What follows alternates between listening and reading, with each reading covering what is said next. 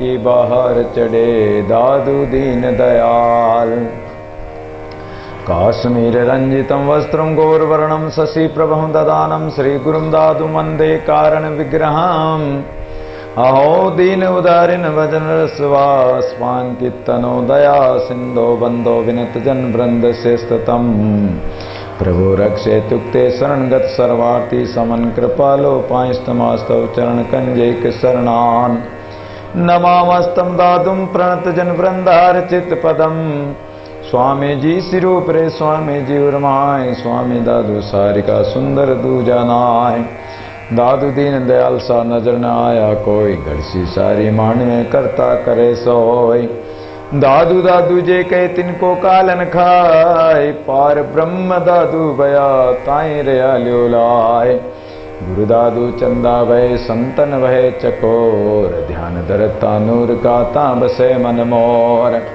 नित्य सुधो नित्य बुधो नित्य शांतो निरामय मनो माया जय स्वामी दादुर विजय तेतराम। नमो दादु देवाय तेजो मयाय सदा शांत रूपाय दान्ताय तस्मै।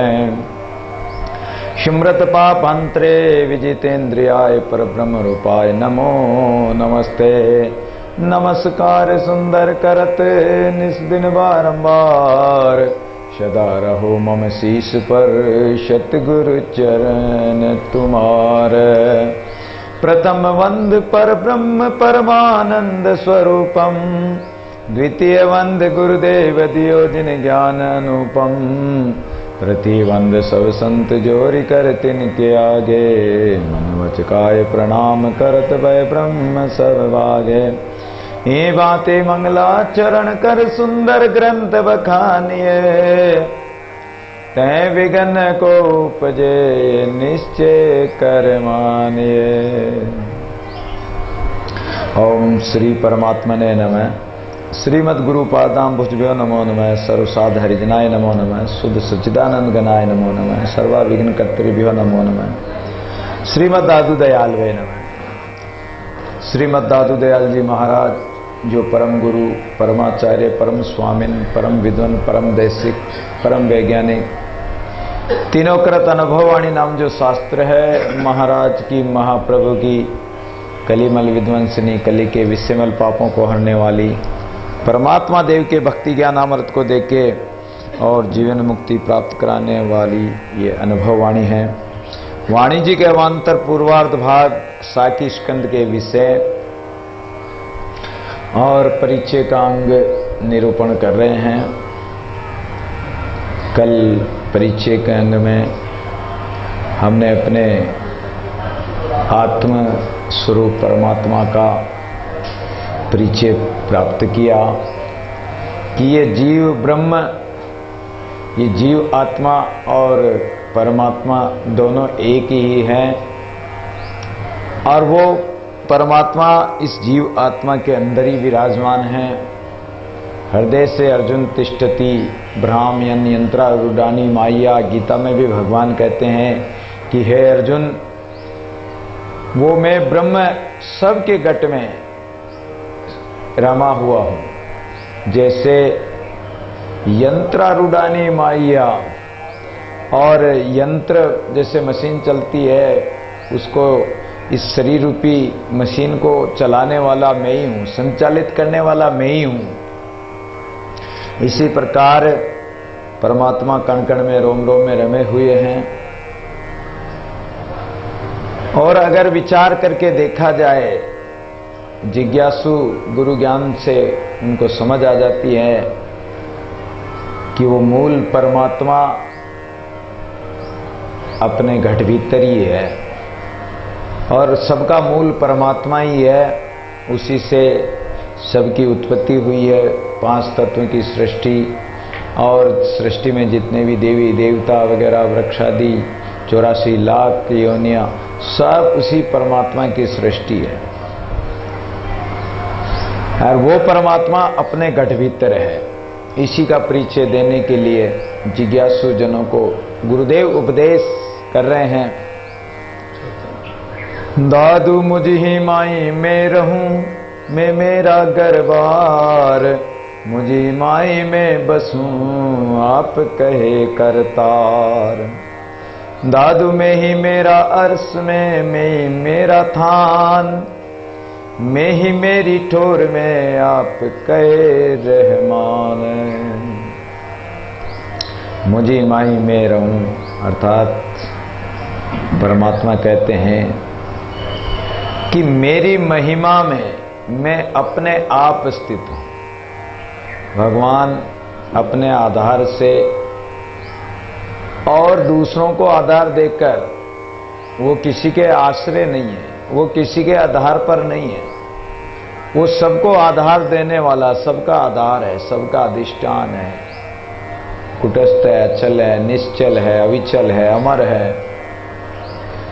तो वो कह रहे हैं कि मुझी माई मैं रहूं। परमात्मा कह रहे हैं कि मैं, मेरी सत्ता में ही मैं रहता हूं, मैं मेरा घरबार और मैं ही मेरा घरबार। कहीं परमात्मा का अलग से कोई घरबार नहीं होगा। आपने मंदिर बना दिया और कह दिया कि ये भगवान का घर है, वो भगवान का घर नहीं है, वो तो आपने मान लिया। बाकी भगवान तो सर्वव्यापी, सब जगह है। और कह रहे हैं कि मुझी माई मैं बसूं और मैं मेरे अंदर ही मैं बसता हूं, बाहर कहीं नहीं हूं। यानी सारी सृष्टि मेरे ही अंदर है, तो अलग से परमात्मा कहां रहेगा? सब कुछ उन्हीं के अंदर है। आप कहे करतार, परमात्मा स्वयं कह रहे हैं, जो कर्ता परमेश्वर है, इस जगत का कर्ता है, इस सृष्टि का कर्ता है, और इस जीव के जो कर्म बनते हैं उनका फल देने वाला भी कर्ता वही परमात्मा है। तो वो करतार कह रहे हैं कि दादू मैं ही मेरे अर्श में, मैं ही मेरा थान, मैं ही मेरा अर्श में, मैं ही मेरा थान। यानी सब कुछ मेरे अंदर ही है, मैं ही हूं, मेरे से अलग और कुछ नहीं है। और मेरे भक्तों के हृदय रूपी आकाश में भी मैं ही हूं, और भक्त का हृदय है उसके अंदर मैं ही स्थित रहता हूं, वही मेरा थान है। मैं ही मेरी ठोर में। और जिन भक्तों ने मुझ में अपना स्थान जाना है वे भक्त मेरा स्थान हैं। जिन्होंने मुझे अपनी ठोर जाना है वे भक्त मेरी ठोर हैं। हे जिज्ञासु सुजनों, इस प्रकार रहमान, आप कहे रहमान, परमात्मा जो रहम दयालु परमात्मा स्वयं कह रहे हैं कि परमेश्वर अपने परिचय सिद्ध भक्तों को आप ही कह रहे हैं, वही जनाते हैं। सोई जानव जेहु देहु जनाई, और जानत जानत तुम ही हो ही जाई। जानता भी वही है जिसको परमात्मा जनाना चाहता है। जिन भक्तों को परमात्मा अपना स्वरूप प्रदान करना चाहता है उसको वो जनाता है, प्रकाश कर देता है, ज्ञान उपदेश द्वारा, गुरु के ज्ञान द्वारा, और स्वयं प्रकाश करके प्रकट होकर साक्षात्कार करा के उनको जना देता है। ये उन्हीं की कृपा से होता है। दादू में ही मेरे आश्रय में मेरे आधार, मेरे तके में रहूं कहे सृजनहार।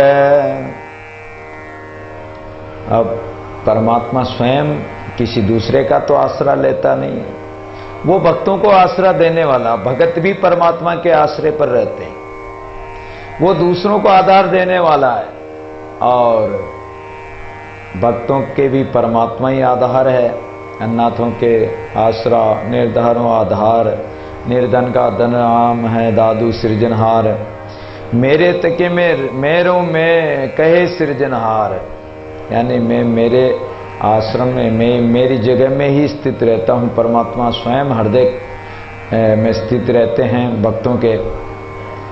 कहे सृजनहार, परमात्मा स्वयं बता रहे हैं। दादू में ही मेरी जाति में, मैं ही मेरा अंग, मैं ही मेरा जीव में आप कहे प्रसंग।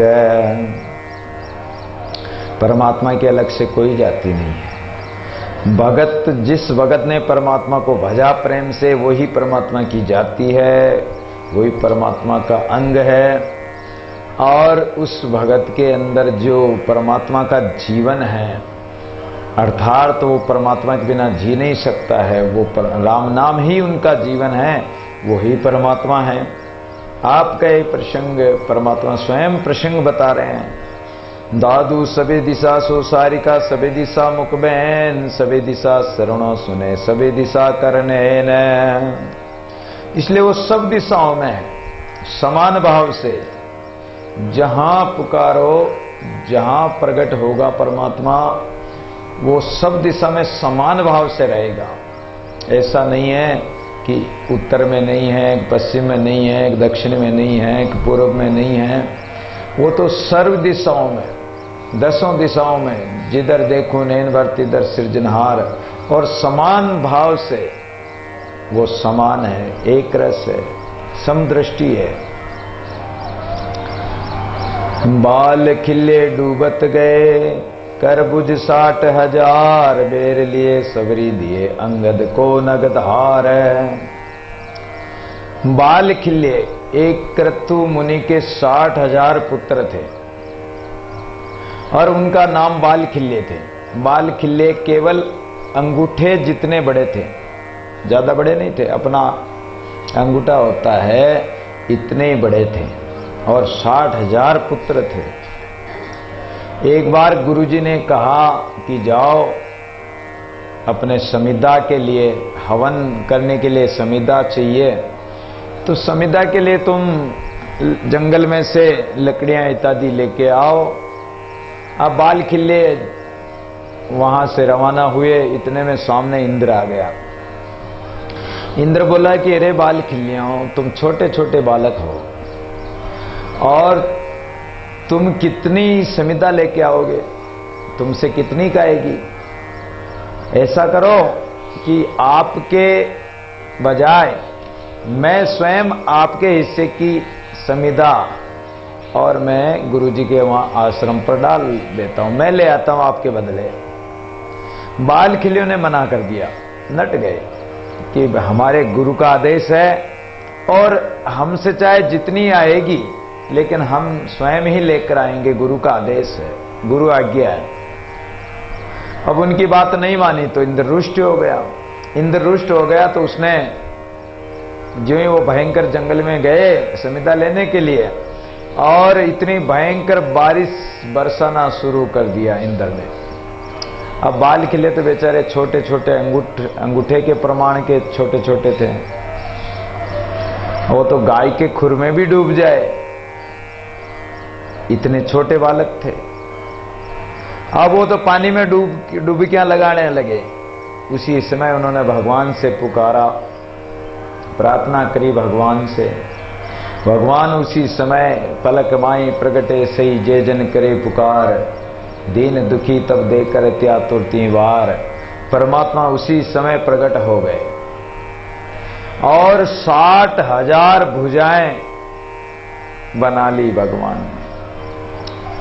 तो एक एक भुजा पर एक एक बाल खिल्ले को अपनी भुजा पे उठा लिया और 60,000 और हाथ बनाए, जिस पे एक पे छाता लेकर एक एक बाल खिल्ले के ऊपर छाता कर दिया। अब इंद्र चाहे मर्जी चाहे जितनी बरसात बरसाओ, उनका बाल भी बांका नहीं कर सकता। इंद्र का काम ही ऐसा ही है। जब वृंदावन में भगवान कृष्ण इंद्र की पूजा को रोक दिया और बोले कि गिरिराज की पूजा करो। जिस गिरिराज महाराज की पूजा करने से हमारी गायें यहाँ खूब हरा हरा घास चरती है, हमारे ग्वाल बाल यहाँ खेलकर आनंदित होते हैं, हमारे गायों के बछड़े चरते हैं, जिस गिरिराज महाराज की कृपा से हमें सब फल फ्रूट वगैरह इत्यादि सब कुछ मिलता है, उस गिरिराज की पूजा करो। इंद्र की पूजा करने का क्या तात्पर्य? इंद्र तो भगवान की आज्ञा से उसको तो बरसात बरसानी है तो बरसाएगा, उसका काम है। उसकी पूजा करने से क्या मतलब? इंद्र को अभिमान हो गया था, इस कारण से भगवान उसका अभिमान मेटने के लिए और उन्होंने इंद्र की पूजा न करके गिरिराज की पूजा करी। इंद्र कुपित होकर इतनी भारी बरसात की कि पानी पानी हो गया, बाढ़ आ गई, इतनी भयंकर बारिश। भगवान ने उसी समय गोवर्धन महाराज को अपनी अंगुली पर उठा लिया, सब ग्वाल बाल गायें सब उसके नीचे आ गए और उनकी रक्षा हो गई। इंद्र ने इतनी बारिश की लेकिन उनका तो बाल भी बांका नहीं हुआ।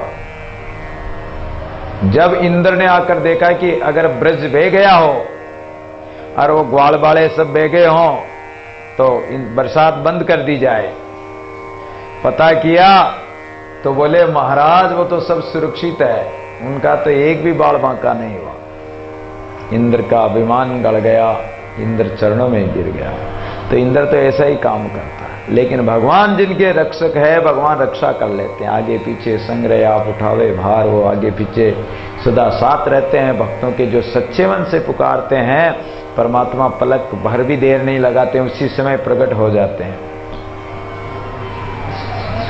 ये इसलिए कह रहे हैं कि सबे दिशा सुसारिका सबे दिशा मुख मैन, उस परमात्मा के सभी दिशाओं में मुख है, सभी दिशाओं में वो बोलता है, सभी दिशाओं में सुनता है, उसके कान है सब दिशाओं में, और सब दिशा करने ने उसके नेत्र भी चारों तरफ है। जिस दिशा में वो देखेगा भगत को उसी दिशा में उसके नेत्र हैं।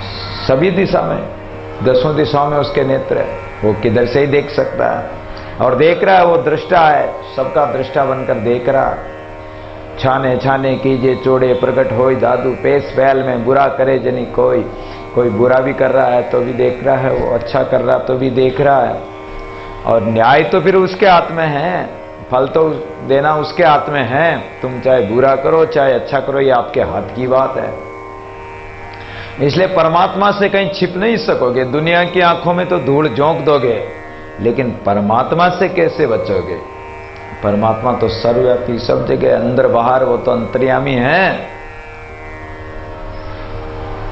सबे दिशा करने न, हाथ भी है उसके।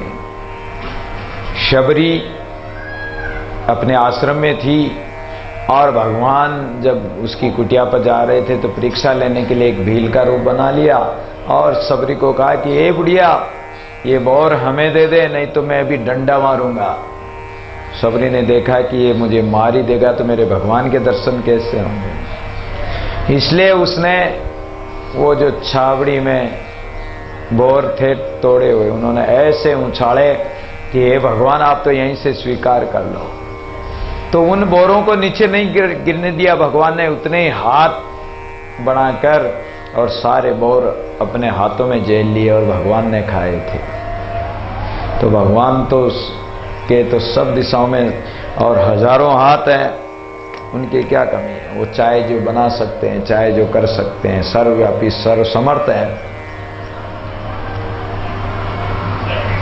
एक राजा दीन सल्ला सिंह था, उसका एक भतीजा था अंगद। उसके अंदर कोई भक्ति नहीं थी पहले, लेकिन एक बार उनकी जो धर्मपत्नी थी उनमें भक्ति भाव था। वो गुरुजी की सेवा कर रही थी। अंगद सिंह अपनी ड्यूटी से आया, उसने एक वृद्ध संत के पैर दबाते देखा अपनी पत्नी को, तो उसको गुस्सा आ गया और बोला कि तुझे शर्म नहीं आती है, पर पुरुष के पैर दबा रही है। और महात्मा को कहा कि अरे बुड्ढे तुझे शर्म नहीं आती है, औरतों से पैर दबवाता है। महात्मा जी ने कहा कि भाई मैंने तो कहा नहीं, ये अपनी भावना से पैर दबा रही थी, और अगर तुम्हें बुरा लगता है तो कोई बात नहीं, हम चले जाते हैं। अब महात्मा जी तो उठ के चल दिए। इधर उनकी जो धर्म पत्नी थी उनको बड़ा दुख हुआ कि मेरे गुरुदेव इतने वृद्ध संत है, इतने महापुरुष है, ऐसे महापुरुषों की मैं सेवा कर रही थी और इन्होंने मेरे गुरुजी का अपमान कर दिया, घर से ही निकाल दिया। तो इस घर में रहकर मुझे क्या करना, इस जीवन को रखकर भी क्या करना? जो गुरुजी की निंदा करता हो, गुरुजी का अपमान करता हो, गुरुजी का अनादर करता हो, तो या तो उसकी जीभ काट लेनी चाहिए, और समर्थता नहीं है तो या तो वहां से त्याग के ही चले जाना चाहिए। अब वो पत्नी थी बेचारी, पति को कुछ कह भी नहीं सकती है, पतिव्रता धर्म निभा रही थी। मन ही मन उसने अपने आप को ही बड़ा दुखी कर लिया और वो कमरे में जाकर किवाड़ लगा दिए, कमरा बंद कर दिया और तलवार हाथ में लेकर बोली कि अब मैं आत्महत्या करूंगी। गुरुजी तो उधर चले गए और पति को बोली कि अब मैं आत्महत्या करूंगी, तूने मेरे गुरु का अपमान कर दिया, और किवाड़ बंद कर लिए। अब तो वो अंगद सिंह बड़ा घबराया कि शायद ये कहीं आत्महत्या न कर ले, और उसके बिना वो रह नहीं सकता था।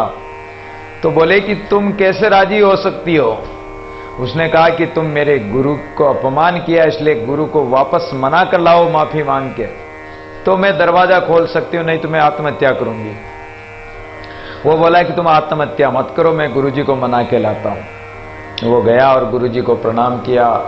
बोले गुरुजी मुझसे गलती हो गई, मुझे ध्यान नहीं था और अनजाने में मेरे से गलती हो गई। गुरुजी आप तो दयालु संत हैं, आप तो पधारी है। गुरुजी ने कहा कोई बात नहीं, वापस चल दिए। संतों के क्या मान अपमान, जिन संतों के मान अपमान से संत ऊपर उठ चुके हैं, वो संत मान अपमान को समझते ही नहीं है। उनके लिए मान अपमान समान है, सम्मान करे तो भी ठीक है, कोई अपमान करे तो भी बराबर ही है। उनकी दृष्टि में कोई भेदभाव नहीं है। अब संत वापिस आ गए। जब संत वापिस आ गए और आवाज दी कि बेटी दरवाजा खोलो, तब उस आवाज सुनकर, गुरुजी की आवाज सुनकर उसने दरवाजा खोला, चरणों में गिर गई, माफी मांगने लगी कि महाराज मेरे पतिदेव भक्ति भाव से विमुख है, उनको पता नहीं आपका अपमान किया, इसके लिए मैं माफी मांगती हूं। संत बोले कि बेटी कोई बात नहीं, हम तो संत हैं, संतों के तो इस प्रकार के भगत रोज ही मिलते रहते हैं, कोई सम्मान करता है, कोई अपमान करता है। कोवुक निंदत कोवुक बंदत, कोवुक देते ही आए जो भोजन, कोई निंदा करता, कोई वंदना करता, कोई भोजन खिलाता है। कोवु के आय लगावत चंदन, कोवुक डारत धूरी तत्क्षण, कोई तो आके चंदन लगाता है, कोई धूली डाल देता है, धूली उछाल देता है। कोवु कहे ये मूर्ख दिशत, कोवु कहे ये आदि विलक्षण, कोई तो कहते हैं कि अरे ये संत तो महान महापुरुष, दिव्य ज्ञानी महापुरुष हैं, सिद्ध महापुरुष हैं, और कोई कहते हैं तो मूर्ख लगते हैं। गोरख भरतरी गोरखनाथ जी जंगल में बातें कर रहे थे अपने आप से। भरतरी राजा गया और बातें करते देखकर बोला अरे तो कोई पागल दिखता है, पागल लगता है, कोई है ही नहीं पास में, किससे बातें कर रहे हैं। तो कोई कहे मूर्ख दिशत, कोई तो कहते हैं कि ये मूर्ख लगते हैं। सुंदर काहू सु रागन द्वेषन, ये सब जानो साधुन के लक्षण। सुंदरदास जी महाराज कहते हैं कि ये लक्षण संत महापुरुषों के हैं। अब अंगद सिंह महाराज के पास चरणों में गिर गया, महाराज मुझे